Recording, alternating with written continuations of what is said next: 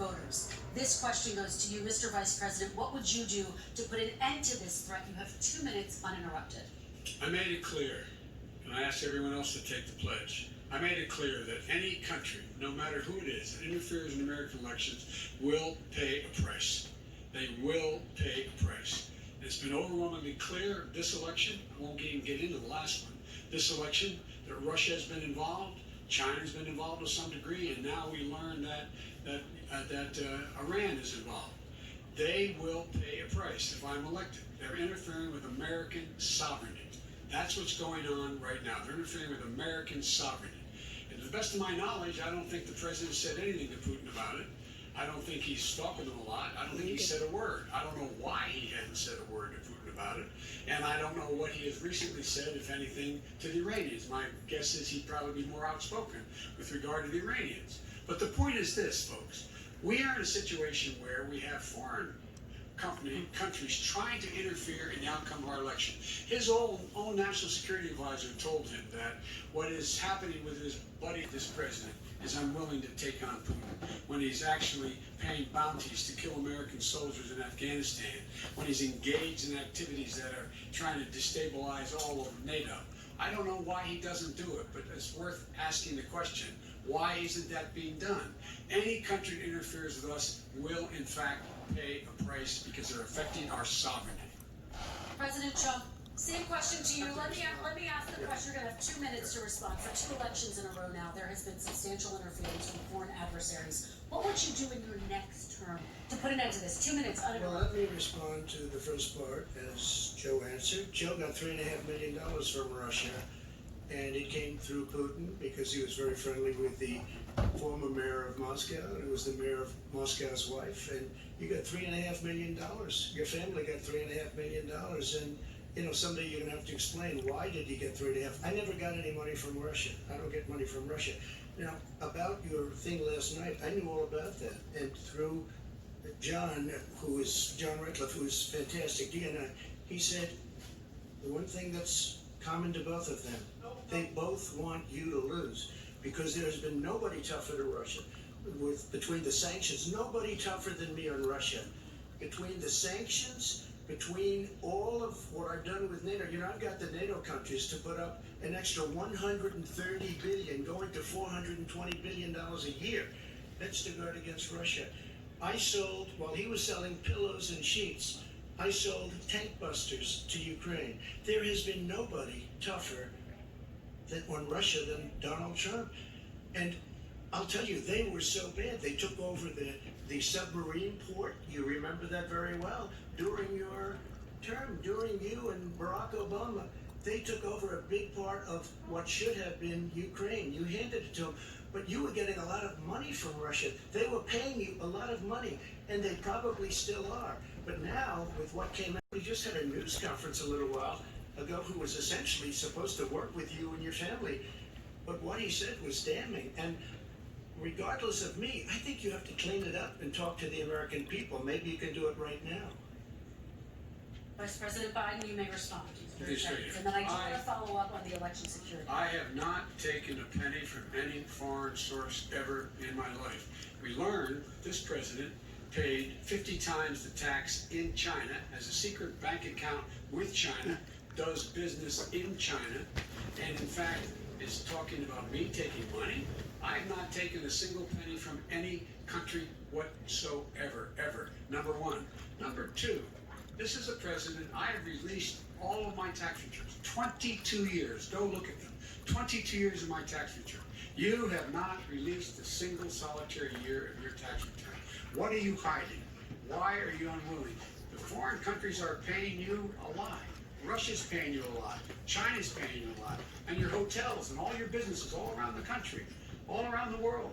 And China's building a new road to a new a golf course you have overseas. So what's going on here? Why don't release your tax return or stop talking about corruption? President Trump, your response. First of all, I called my accountants under audit. I'm going to release them as soon as we can. I want to do it, and it'll show how successful, how great this company is. But much more importantly than that, people were saying $750. I asked them a week ago, I said, what did I pay? They said, sir, you prepaid tens of millions of dollars. I prepaid my tax. Tens over the last number of years. Tens of millions of dollars I prepaid because at some point they think it's an estimate. They think I may have to pay tax. So I already prepaid it. Nobody told me that. Did your accountant Nobody tell you told when me you that. released Excuse them? me. And it wasn't written whenever they write this. They keep talking about $750, which I think is a filing fee. But let me just tell you, I prepaid millions and millions of dollars in taxes. Number one. Number two, I don't make money from China. You do. I don't make money from Ukraine. You do. I don't make money from Russia. You make $3.5 million, Joe, and your son gave you. They even have a statement that we have to give 10% to the big man. You're the big man, I think. I don't know, maybe you're not, but you're the big man, I think. Your son said we have to give 10% to the big man. Joe, what's that all about? It's terrible. All right, gentlemen, I want to ask you both some questions I have about all of this. responded. I'm going to let you both respond very quickly. You just said you spoke to your accountant Yes. about potentially releasing your taxes. Did he tell you when you can release them? Do you As have soon a as the audit- deadline for when you're going to release them? I to the get American treated people? worse than the Tea Party got treated. Because you there are a don't lot have of a- people in there, deep down in the IRS, they treat me horribly. We made a deal, it was all settled until I decided to run for president. I get treated very badly by the IRS, very unfairly. But we had a deal all done. As soon as we're completed with the deal, I want to release it. But I have paid millions and millions of dollars, and it's worse than paying. I paid in advance. It's called prepaying your taxes. I paid in advance. I want to ask you Yeah. both about questions regarding your potential foreign entanglements and questions that have been raised to give you both a chance to Sometime. talk about this more broadly. Respond very quickly, and then I'll get to my question. Why did he's been saying this for 4 years? Show us. Just show us. Stop playing around. You've been saying for 4 years you're gonna release your taxes. Nobody knows, Mr. President. What they do know is you're not paying your taxes, or you're paying taxes that are so low. When last time he said what he paid, he said, I only pay that little because I'm smart. I know how to game the system. Come on. Come on, folks. So, President Trump, and then I want to get to two questions to both of you. I was put through a phony witch hunt for 3 years. It started before I even got elected. They spied on my campaign. No president should ever have to go through what I went through. Let me just say this. Mueller and 18 angry Democrats and FBI agents all over the place spent $48 million.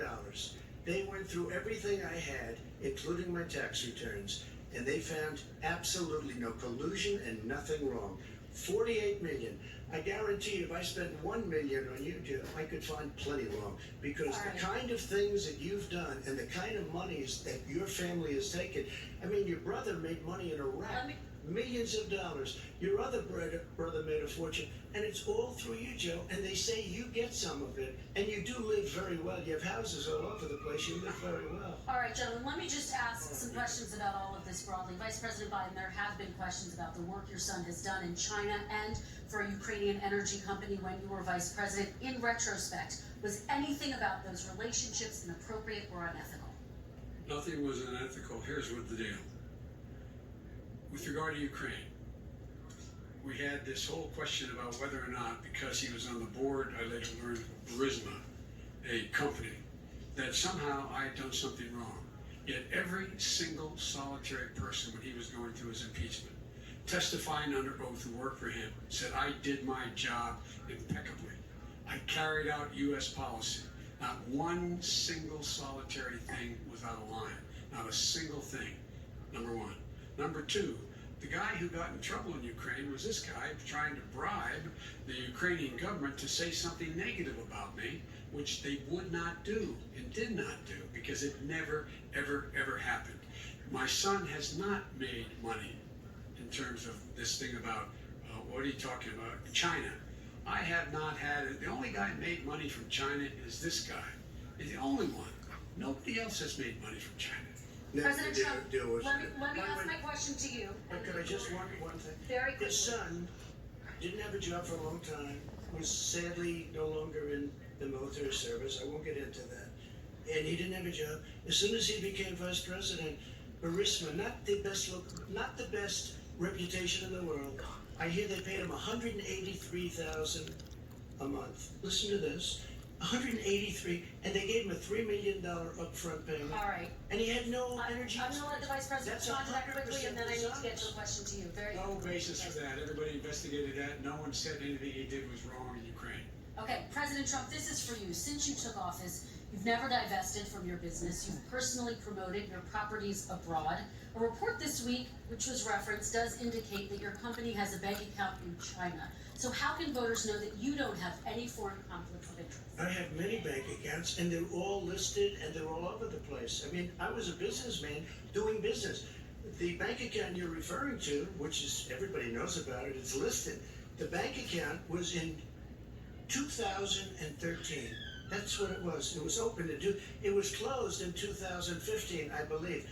And then I decided, because I was thinking about doing a deal in China like millions of other people. I was thinking about it, and I decided I'm not going to do it.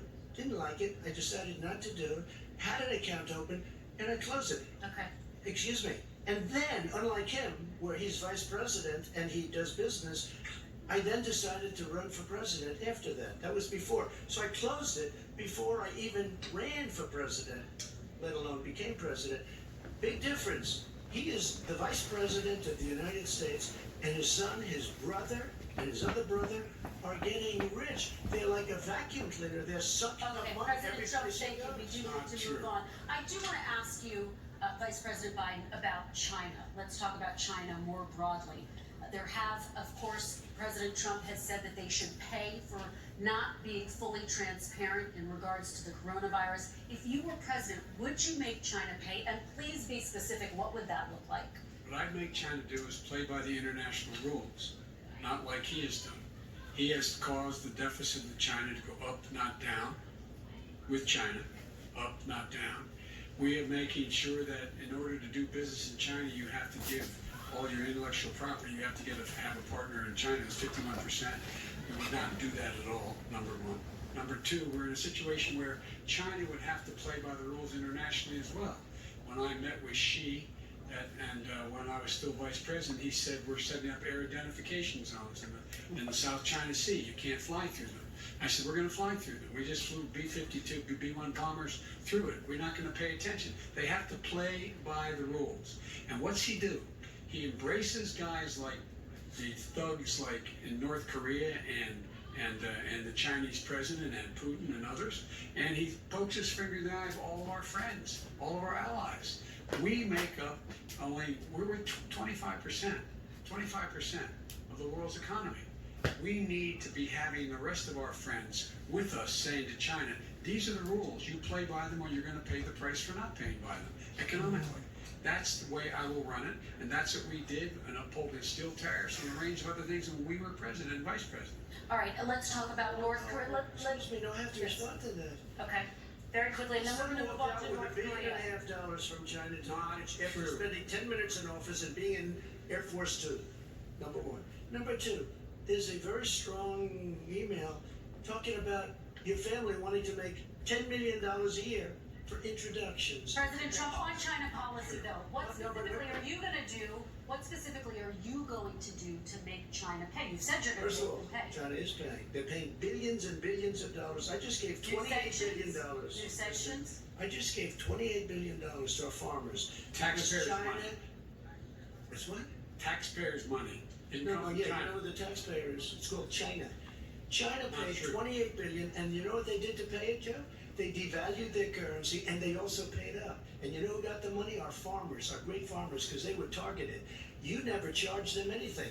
Also, I charged them 25% on dumped steel because they were killing our steel industry. We were not going to have a steel industry. Okay. And now we have a steel Okay, industry. Vice President Biden, your response, please. My response is, look, this isn't about, there's a reason why he's bringing up all this malarkey. There's a reason for it. He doesn't want to talk about the substantive issues. It's not about his family and my family. It's about your family. And your family's hurting badly. If you're making if you're a middle-class family, you're getting hurt badly right now. You're sitting at the kitchen table this morning deciding, well, we can't get new tires for the ball because we have to wait another month or so. Or are we going to be able to pay the mortgage? Or who's going to tell her she can't go back to community college? They're the decisions you're making. The middle-class families like I grew up in Scranton and Claymont. They're in trouble. We should be talking about your families, but that's the last thing he wants to talk about.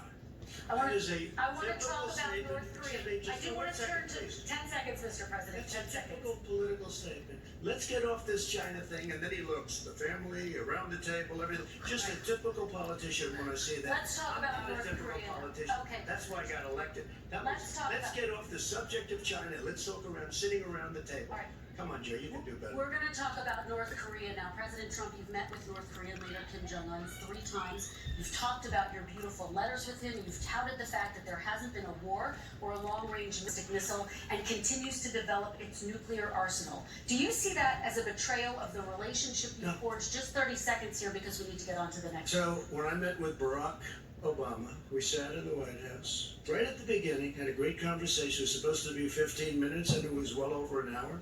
He said the biggest problem we have with North Korea. He indicated we will be in a war with North Korea. Guess what? It would be a nuclear war, and he does have plenty of nuclear capability. In the meantime, I have a very good relationship with him. Different kind of a guy, but he probably thinks the same thing about me. We have a different kind of a relationship. We have a very good relationship, and there's no war. And you know, about 2 months ago, he broke into a certain area. They said, oh, there's going to be trouble. I said, no, they're not, because he's not going to do that. And I was right. Look, instead of being in a war where millions of people, Seoul, you know, is 25 miles away, millions and millions, 32 million people in Seoul, millions of people would be Okay. dead right now. President We Trump, don't have that's a war, 30 and I have a seconds. good Thank you. relationship. Vice President Biden, to you, North Korea conducted 4 nuclear tests under the Obama administration. Why do you think you would be able to rein in this persistent threat? Because I make it clear, which we were making clear to China, they had to be part of the deal. Because here's the root.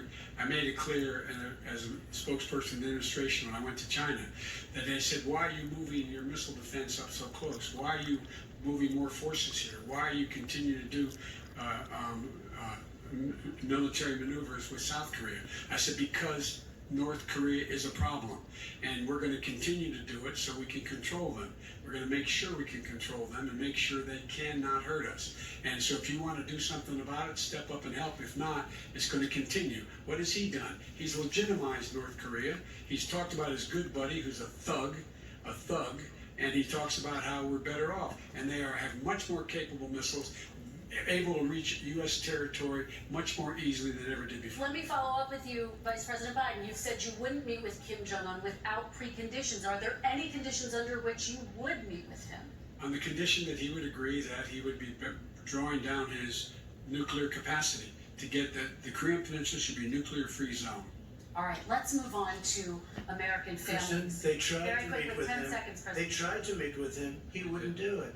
He didn't like Obama. He didn't like him. He wouldn't do it. Okay, I And gotta for give him a fact, they chance to tried. respond to that He before we wouldn't move do on. it. You And know that's what? okay. You know what? North Korea, we're not in a war. We have a good relationship. You know, people don't understand. Having a good President relationship Trump, we with have to leaders move of other on. countries We have is a a lot of good we thing. have a lot of questions to get Yes, to. not Your that response. And we had a good relationship with Hitler before he, in fact, invaded Europe, the rest of Europe. Come on. The reason he would not meet with President Obama is because President Obama said, we're going to talk about denuclearization. We're not going to legitimize you. We're going to continue to put stronger and stronger sanctions on you. That's why he wouldn't meet with us. All right, And it let's didn't move on. happen. Let's move Excuse on me. and talk about He left American me a families. mess, Kristen. President Trump, okay, we do They need to move left on. me a mess. North Korea was a mess. We And in need to fact, move if on you so that remember we the can first get to 2 all or of our 3 months, questions tonight. there was a very dangerous period in my first 3 months before we sort of worked things out a little bit. Okay. There was a they left us a mess. And Obama would be, I think, the first to say it was the single biggest problem he thought that our country. Okay, let's move on to American families. President Trump, your reaction? Say over soon. I say we're learning to live with it. We have no choice. We can't lock ourselves up in a basement like Joe does. He has the ability to lock himself up. I don't know. He's obviously made a lot of money someplace, but he has this thing about living in a basement. People can't do that. By the way, I, as the president, couldn't do that. I'd love to put myself in the basement or in a beautiful room in the White House and go away for a year and a half until it disappears. I can't do that. And Kirsten, every meeting I had, and I'd meet a lot of families, including Gold Star families and military families. Every meeting I had, and I had to meet them. I had to. It would be horrible to have canceled everything. I said, you know, this is dangerous, and you catch it. And you know, I caught it. I learned a lot. I learned a lot, great doctors, great hospitals, and now I recovered. 99.9 of young people recover. 99% of people recover. We have to recover. We can't close up our nation. We have to open our school, and we can't close up our nation, or you're not going to have a nation. And of course, the CDC has said young people can get sick with COVID-19. It's gone. Learning to live with it. Come on. We're dying with it because he has never said, he said it's dangerous. When's the last time? Is it really dangerous still? Are we dangerous? You tell the people it's dangerous now? What should they do about the danger? And you say, I take no responsibility. Let me talk about your two. Excuse me, I take Very full responsibility. It's not my fault that it came here. It's China's fault. And you know what? It's not Joe's fault that it came here either. It's Are in control. We're about to lose 200,000 more people. President Trump. Look, perhaps just to finish this, I was kidding on that, but just to finish this, when I closed, he said I shouldn't have closed. And that went on for months. What Nancy Pelosi said the same thing. She was dancing on the streets in Chinatown in San Francisco. But when I closed, he said, this is a terrible thing, you're xenophobic. I think he called me racist even. And because I was closing it to China. Now he says I should have closed it earlier. It just, Joe, it doesn't work. I didn't say either of those things. You I didn't certainly say should did. pull it, You certainly did. I talked about a xenophobia in a different context. It wasn't about closing the border to Chinese coming to the United States. All right, I want to talk about both of your different strategies to handle He this. thought I shouldn't have closed the border. Well, let's- That's obvious. Do you want to respond to that quickly, Vice President? No. Okay. Let's talk about your different strategies toward dealing with this. Mr. Vice President, you suggested you would support new shutdowns if scientists recommended it. What do you say to Americans who are fearful that the cost of shutdowns, the impact on the economy, the higher rates of hunger, depression, domestic and substance abuse outweighs the risk of exposure to the virus? What I would say is I'm going to shut down the virus, not the country. It's his ineptitude that caused the country to have to shut down in large part. Why businesses have gone under, why schools are closed, why so many people have lost their living, and why they're concerned. Those other concerns are real. That's why he should have been, instead of in a sand trap in his golf course, he should have been negotiating with Nancy Pelosi and the rest of the Democrats and Republicans about what to do about the acts they were passing for billions of dollars to make sure people had the capacity. You haven't ruled out more shutdowns. Well, no, I'm not shutting down the night, but there are, look, you need standard. The standard is if you have a reproduction rate in a community that's above a certain level, everybody says, slow up, more social distancing, do not open bars and do not open gymnasiums, do not open until you get this under control, under more control. But when you do open, give the people the capacity to be able to open and have the capacity to do it safely. For example, schools. Schools, they need a lot of money to open. They need to deal with ventilation systems. They need to deal with smaller classes, more teachers, more pods. And he refused to support that money, or at least up to now. Let's talk about schools. President Well, Trump, I think we have to respond, if I might. please, and then I have a follow-up. Thank you, and I appreciate that. Look, all he does is talk about shutdowns, but forget about him. His Democrat governors, Cuomo in New York, you look at what's going on in California, you look at Pennsylvania, North Carolina, Democrats all, they're shut down so tight, and they're dying. And he supports all these people. All he talks about is shutdowns. No, we're not going to shut down, and we have to open our schools. And it's like, as an example, I have a young son. He also tested positive. By the time I spoke to the doctor the second time, he was fine. It just went away. Young people, I guess it's their immune system. Let me follow up with you, President Trump. You've demanded schools open in person and insist they can do it safely. But just yesterday, Boston became the latest city to move its public school system entirely online after a coronavirus spike. What is your message to parents who worry that sending their children to school will endanger not only their kids, but also their teachers and families? I want to open the schools. The transmittal rate to the teachers is very small, but I want to open the schools. We have to open our country. We're not going to have a country. You can't do this. We can't keep this country closed. This is a massive country with a massive economy. People are losing their jobs. They're committing suicide. There's depression, alcohol, drugs at a level that nobody's ever seen before. There's abuse, tremendous abuse. We have to open our country. You know, I've said it often. The cure cannot be worse than the problem itself. And that's what's happening. and he wants to close down. He'll close down the country if one person in our massive bureaucracy says we should close it down. Vice President Biden, your Simply response. not true. We ought to be able to walk and chew gum at the same time. We ought to be able to safely open, but when they need resources to open, you need to be able to, for example, if you're going to open a business, have social distancing within the business. You need to have, if you have a restaurant, you need to have plexiglass dividers so people cannot infect one another. You need to be in a position where you can take testing rapidly and know whether a person is in fact infected. You need to be able to trace. You need to be able to provide all the resources that are needed to do this. And that is not inconsistent with saying that what we're going to make sure that we open safely. And by the way, all you teachers out there, not that many of you are going to die, so don't worry about it. So don't worry about it. Come on. President Trump, let me follow up with you quickly. By the way, I will say this. If you go and look at what's happened to New York, it's a ghost town. It's a ghost town. And when you talk about plexiglass, The states that are having such a spike in the coronavirus, they're the red states. They're the states in the Midwest. They're the states in the upper Midwest. That's where the spike is occurring significantly. But they're all Americans. They're all Americans. And what we have to do is say, wear these masks, number one. Make sure we get the help that the businesses need that has money's already been passed to do that. It's been out there since the beginning of the summer, and nothing's happening. that's why we have so many cases. Let me follow up with you before we move on to our next section. President Trump, this week you called Dr. Anthony Fauci, the nation's best-known infectious disease expert, quote, a disaster. You described him and other medical experts as, quote, idiots. If you're not listening to them, who are you listening to fight this? I'm listening to all of them, including Anthony. I get along very well with Anthony, but he did say, don't wear masks. He did say, as you know, this is not going to be a problem. I think he's a Democrat, but that's okay. He said this is not going to be a problem. We are not going to have a problem at all. When Joe says that, I said, Anthony Fauci said, and others, and many others, and I'm not knocking him a lot. Nobody knew. Look, nobody knew what this thing was. Nobody knew where it was coming from, what it was. We've learned a lot. But Anthony said, don't wear masks. Now he wants to wear a mask. Anthony also said, if you look back, exact words, here's his exact words. This is no problem. This is going to go away soon. So he's allowed to make mistakes. He happens to be a good person. Vice President Biden, your response quickly, and then we're going to move on to the next section. My response is that think about what the president knew in January and didn't tell the American people. He was told this was a serious virus that spread in the air, and it was much worse than the flu. He went on record and said to one of your colleagues, recorded, that in fact he knew how dangerous it was, but he didn't want to tell us.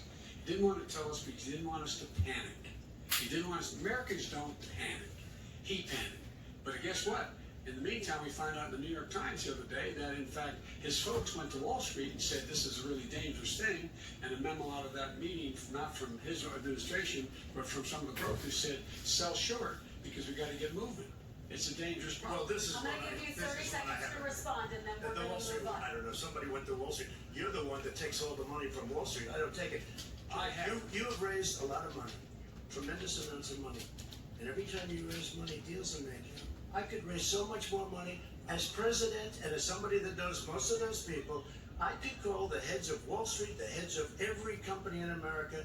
I would blow away every record, but I don't want to do that because it puts me in a bad position. And then you bring up Wall Street. You shouldn't be bringing up Wall Street because you're the one that takes the money from Wall Street, not me. I could blow away your records that like you wouldn't believe. We don't need money. We have plenty of money. In fact, we beat Hillary Clinton with a tiny fraction of the money that she was able. All right, gentlemen, we're going to Don't move tell me on. about Wall Average Street. contribution $43. All right, we're going to move on to our next section, which is national